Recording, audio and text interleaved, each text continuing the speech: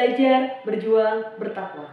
Halo rekan Rekalita, Ibnu IPPNU dimanapun kalian berada. Perkenalkan, nama saya Putri Firnisa dari Wakil Sekretaris Bidang Pendidikan, Pengadaran, dan Pengembangan Sumber Daya Manusia. Rekan Rekalita, tahu nggak sih kalau di administrasi itu ada perlengkapannya juga loh? Apa aja sih perlengkapannya? Yuk kita simak materi berikut ini. Halo rekan-rekan kita, kalau tadi kita sudah membahas mengenai peralatan administrasi di IPNU IPPNU, kali ini kita akan membahas mengenai perlengkapan administrasi di IPNU IPPNU. Nah, perlengkapan administrasi di IPNU IPPNU ini adalah segala hal pelengkap administrasi di IPNU IPPNU yang untuk memperbaiki, memperbagus administrasi dan untuk memperlancar pergerakan jalannya organisasi di IPNU IPPNU. Nah, dari peraturan IPNU dan IPPNU ini ada beberapa perbedaan. Pertama, ada bagan struktur organisasi, kemudian ada papan agenda kegiatan, kemudian yang ketiga ada tabel program kerja, dan yang terakhir ada bendera atau identitas organisasi.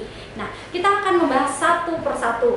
Untuk bagan struktur organisasi ini adalah bagan struktur atau bagan penyusunan pengurus yang ditulis secara bagan. Jadi bukan SP kemudian kita pasang di kantor, bukan ya, tapi kita harus menuliskannya secara bagan. Nah, ini fungsinya yaitu untuk lebih jelas jalur komandonya.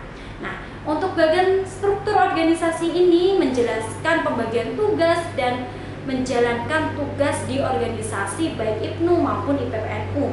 Kemudian tertulis nama dan jabatan, dan lebih baik lagi dicantumkan fotonya.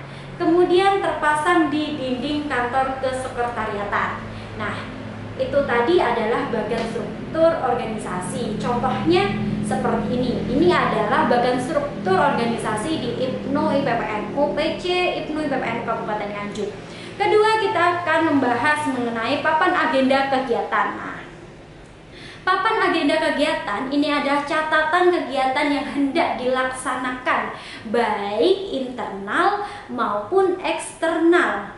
Nah, papan kegiatan ini berbentuk persegi panjang sebagai papan pengumuman agenda yang akan dilaksanakan. Jadi contoh IPNU IPPNU Kabupaten Nganjuk ini akan melaksanakan kegiatan. Nah, kita tulis tuh biar semuanya tahu. Kemudian mungkin mendapatkan surat dari pihak eksternal. Nah, ini juga dapat ditulis biar semua tahu kalau kita ada kegiatan keluar. Nah, cara penulisannya ya ini adalah nomor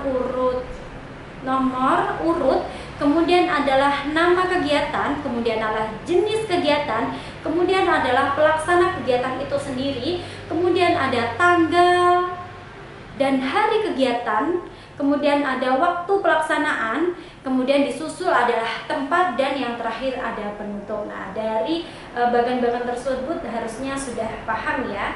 Nah, bisa dilihat contohnya. Kemudian yang ketiga, kita akan membahas mengenai tabel program kerja.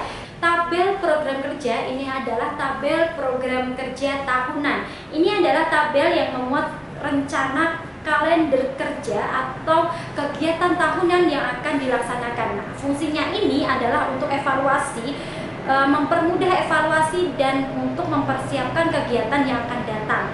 Nah, program kerja yang ditulis di sini adalah berdasarkan hasil rapat kerja suatu pengurus itu sendiri. Nah, cara membuat tabel program kerja yaitu yang pertama ada nomor urut, kemudian ada jenis kegiatan, kemudian ada waktu pelaksanaan secara bulan atau minggu program itu akan dilaksanakan. Kemudian selanjutnya adalah pelaksana. Nah, pelaksana ini siapa? Pelaksana ini adalah secara spesifik yang mungkin akan melaksanakan. Jadi pelaksananya pasti ada kepengurusannya, tapi yang secara spesifik itu siapa? Contoh upgrading pengurusnya yang bertanggung jawab melaksanakan ini pasti adalah departemen organisasi.